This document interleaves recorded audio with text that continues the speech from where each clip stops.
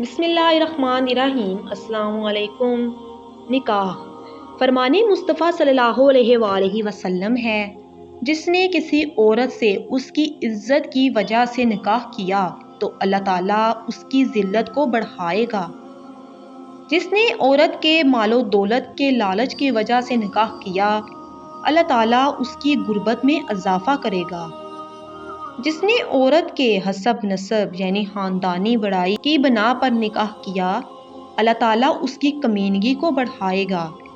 اور جس نے صرف اور صرف اس لیے نکاح کیا کہ وہ اپنی نظر کی حفاظت کرے، اپنی شرمگاہ کو محفوظ رکھے یا صلہ رحمی کرے، تو اللہ تعالیٰ اس کے لیے عورت میں برکت دے گا اور عورت کے لیے مرد میں برکت دے گا۔